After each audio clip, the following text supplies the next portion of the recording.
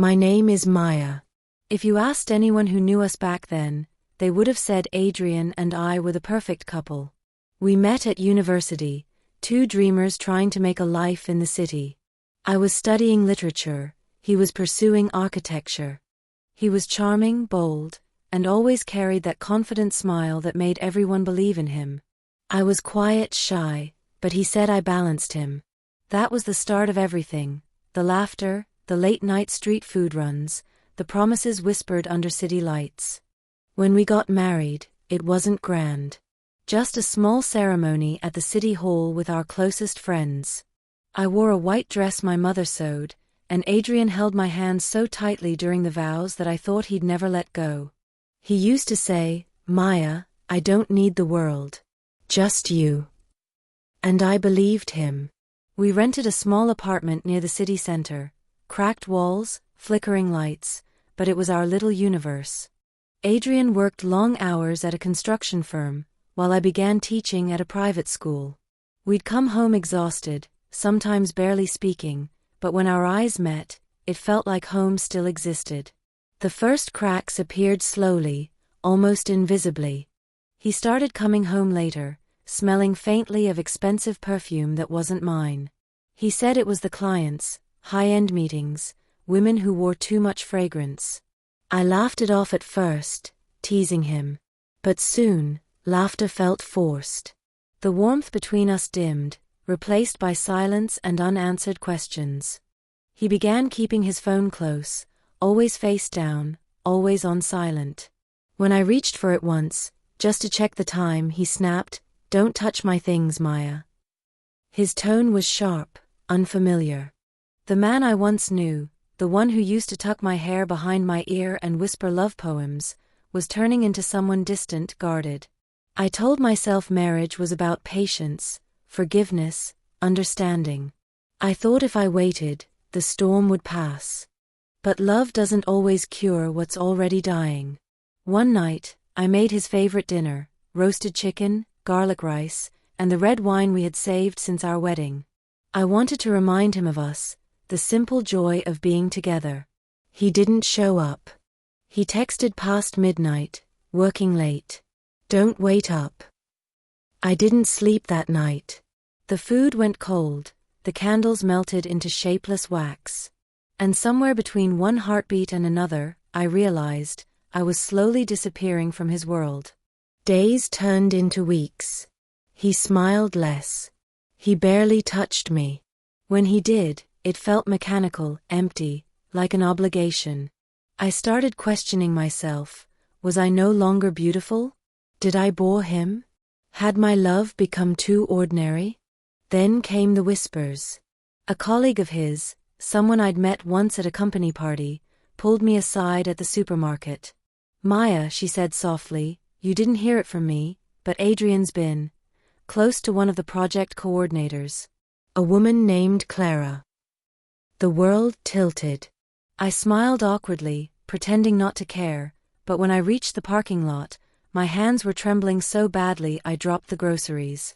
The oranges rolled away, and I watched them scatter like pieces of a life I could no longer gather. That night, I confronted him. He didn't deny it right away, he just stared at me, his expression blank. Then he sighed, rubbed his forehead, and said, "It's not what you think, Maya. She's just a friend. You're imagining things again." But his eyes, they told a truth his words didn't. I wanted to scream, to demand, to cry, but I said nothing. I turned away, locked myself in the bathroom, and let the tears fall silently.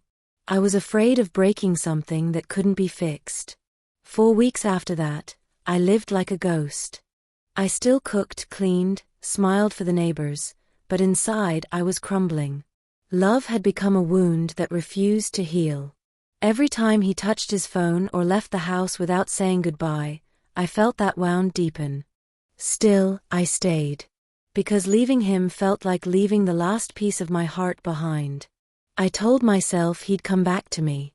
That he'd remember the girl who used to wait for him by the library steps, holding his favorite coffee. But deep down, a voice whispered, "He's already gone." The night I found out the truth, it wasn't because Adrian confessed. It was because the universe decided I had lived in denial long enough. It started with a call. It was a Saturday morning. I was preparing breakfast when his phone buzzed on the table. He was still asleep. I glanced at the screen. The name read Clara Redheart. My heart stopped. I shouldn't have looked, but pain has a strange way of pulling you toward what will destroy you. My hands trembled as I opened the message. Last night was unforgettable. I can still feel you. Don't make me wait too long this time. My world went silent. The kettle whistled on the stove, but I couldn't move. The sound of my own heartbeat drowned everything. I looked at Adrian sleeping, peaceful, unbothered, like the man beside me hadn't already broken every promise we made under the stars. When he woke up, I didn't shout. My voice came out quiet, too quiet. "Who is Clara?" He froze. His face drained of color. For a moment, I thought he'd lie again. But he didn't. He looked at me with tired eyes and said, "Maya, I didn't mean for it to happen." That was all. No excuses, no denial, just a sentence that shattered me more than 1,000 lies could. I remember whispering, "How long?" "Almost a year," he said. "It just happened." A year. He'd been living 2 lives, one with me, one with her. And I had been too blind, too trusting, too in love to see it. I threw his phone at the wall. The screen cracked, but not as deeply as my heart. "You destroyed us, Adrian. You destroyed me."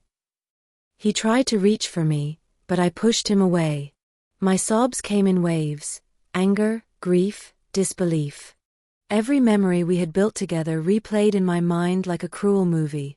For days after that, the house was silent. We spoke only when necessary. He slept on the couch. I locked myself in the bedroom. The scent of his cologne made me sick. His clothes, his toothbrush, even his voice, everything felt contaminated by betrayal. Then one evening he came home late again, his shirt untucked, his eyes distant. I didn't ask where he'd been. I already knew. He stood by the door for a long time, watching me as I folded laundry. "I'm sorry," he said. "I ended things with her." I wanted to believe him. God knows I wanted to, but something in his tone sounded hollow. Like an apology spoken out of guilt, not love. I said nothing. Because what could forgiveness change? You can't unbreak a heart. Months passed. Slowly, I tried to rebuild the ruins of my life. I returned to work, smiled at my students, learned to pretend again.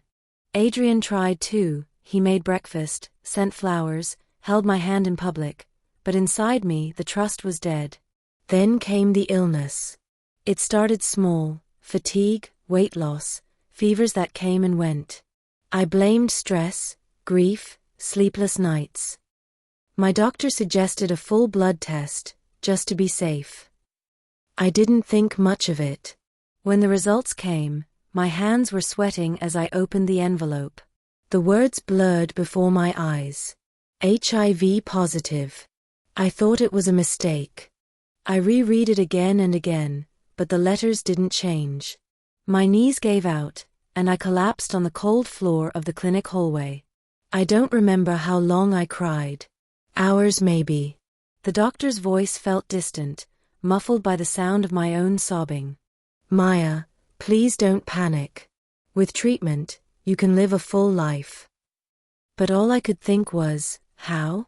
How could I live with this? How could I live knowing the man I loved had given me something I could never erase? That night, I waited for Adrian to come home. When he walked in, I was sitting at the table with the test results in front of me. He looked at the paper, then at me. Silence. The kind that feels like a blade between 2 hearts. "You did this to me," I whispered. "You infected me." His mouth opened, but no words came. His hands trembled. "Maya, I didn't know," he stammered. "I swear I didn't know.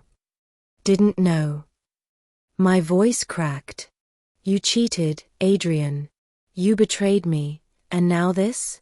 You've turned my love into a death sentence. He dropped to his knees, crying, begging for forgiveness. But there was nothing left to forgive. The man I married had killed something inside me that could never be revived. For days, I couldn't eat, couldn't sleep. The world lost color. I watched my reflection in the mirror, pale skin, empty eyes, and I didn't recognize her. The doctor said I could manage it with treatment. But it wasn't just my body that was infected. My soul was too, with shame, anger, despair. Adrian tried to stay, tried to make things right. He promised to take care of me, to go to the hospital together. But every time I looked at him, I saw not my husband, but the man who had destroyed my life. The city kept moving, even when my life stopped. Every morning, I watched from my apartment window as people hurried along the street, coffee cups in hand, laughter echoing between buildings, while I sat behind the glass, trying to remember what it felt like to belong to the world outside. Adrian had moved out 2 weeks after I found out about the infection.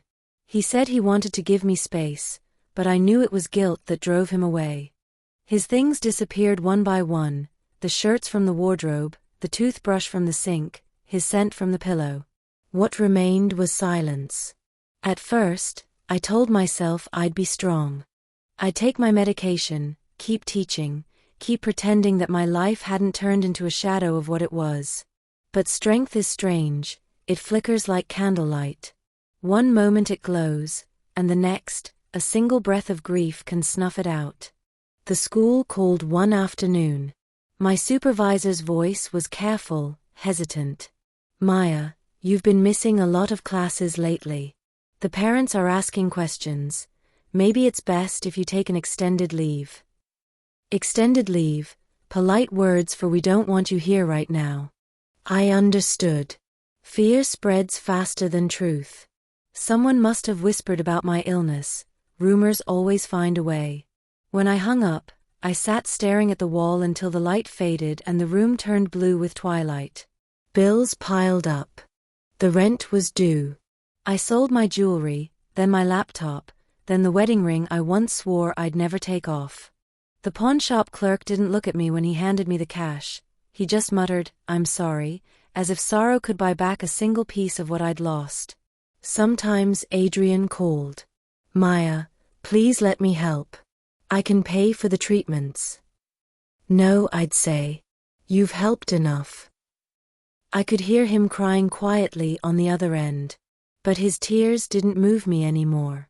They came too late. The nights were the hardest. I'd lie awake, listening to the hum of traffic outside, feeling the loneliness settle into my bones. The city lights looked so beautiful from my window, cold, distant stars that belonged to a sky I could never reach again. One night, I found our old photo album. The first picture was of our wedding day, Adrian kissing my forehead, both of us laughing like the world was ours. I ran my fingers over the image, tracing the faces of people who no longer existed. I tore the photo in half and threw it away, but the memory refused to leave. As months passed, I stopped counting the days. The walls of the apartment seemed to close in, each corner filled with echoes of what used to be, his laughter, our arguments, the way he said my name. Sometimes I spoke to those echoes, as if the walls might answer back. The only person who visited was my neighbor, Mrs. Tan, an elderly widow who lived across the hall. She brought soup and soft words. She never asked questions, she just sat with me in silence, her hand warm on mine. One evening she said, "Child, pain doesn't disappear, but it does loosen its grip. You'll see." I wanted to believe her. But each morning, when I woke up to the same empty room, I felt the weight of what I'd lost press harder on my chest. There were days I thought about calling Adrian, just to hear a voice that once meant safety. But pride and hurt built a wall between us. I couldn't climb over it. I started writing again. Little fragments of thoughts, pieces of memory. Words became the only thing that listened. I filled notebooks with confessions I could never speak aloud. I used to think love was a cure, I wrote one night. But maybe love is the sickness, and hope is the fever that follows. The doctor said my condition was stable, but stability meant nothing when my soul was already in ruins. I wasn't afraid of dying anymore. I was afraid of living without meaning. Winter came. The city lights dimmed earlier, and the air grew colder. I walked along the river sometimes, wrapped in an old coat, watching the reflection of skyscrapers tremble on the dark water. The world looked like a painting that someone had forgotten to finish. I realized then that I had truly lost everything, not just Adrian, not just my health or my job, but the version of myself that used to believe in happy endings. Still, I kept walking. Because even when you have nothing left, the body somehow remembers how to keep moving forward. The last year slipped away without me noticing. Days blurred into one another, gray mornings, long silences, and the smell of medicine that clung to my apartment walls. I stopped marking the calendar. Time no longer felt like something that belonged to me. The landlord eventually gave me notice. I couldn't afford the rent anymore. I packed what was left of my life into 2 suitcases, a few books, the notebooks I had filled with my thoughts, and a faded scarf my mother had given me before she passed away. Everything else I left behind. Mrs. Tan helped me carry the bags to a small community shelter on the quieter side of the city. The people there were kind, strangers who offered food, soft blankets, and gentle smiles that didn't ask for explanations. Still, each night when the lights went out, I felt like a ghost among the living. Sometimes I saw Adrian's name flash on my phone. I never answered. I couldn't bear the sound of his voice, or the ache that would follow.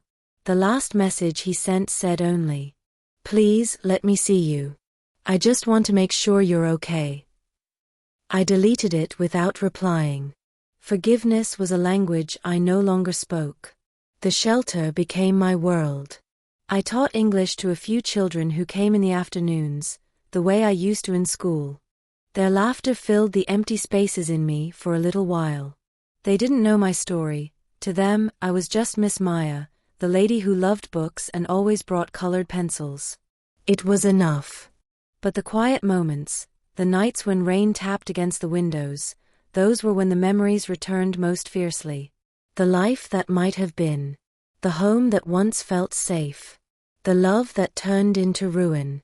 I found myself standing on the old bridge one evening, the same one Adrian and I had walked across after our wedding dinner. The river below looked the same, dark, restless, endless. The city lights shimmered on its surface like fragments of stars, trembling but refusing to die out. I leaned against the railing and closed my eyes. For a moment, I could almost feel his hand slipping into mine again, hear him whisper, "It's you and me against the world, Maya." But when I opened my eyes, there was only the wind. The next morning, I sat by the window of the shelter and began writing one final entry in my notebook. I once believed love was forever. I once believed promises were sacred. But life taught me that some endings arrive without warning, like storms in the night.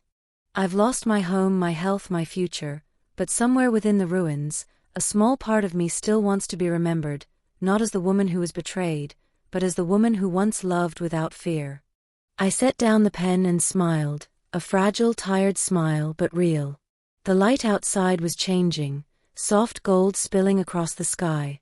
For the first time in a long while, I didn't feel anger or grief. Only stillness. Acceptance. I set down the pen and smiled, a fragile, tired smile but real. The light outside was changing, soft gold spilling across the sky. For the first time in a long while, I didn't feel anger or grief. Only stillness. Acceptance. Weeks later, the shelter staff found my notebooks neatly stacked on the bedside table, each labeled carefully in my handwriting, "To whoever finds these, don't be afraid to love, even if it breaks you." Mrs. Tan came to collect them. She told the children that Miss Maya had gone on a long journey, somewhere peaceful. And perhaps that was true. Because love, even when it ruins us, still leaves behind a trace of beauty, proof that we once dared to open our hearts to the world. Sometimes, when the wind moves through the city streets at dusk, it carries the faintest sound of a woman's laughter, soft, fleeting, almost like memory. No one knows where it comes from, but those who hear it say it feels like forgiveness.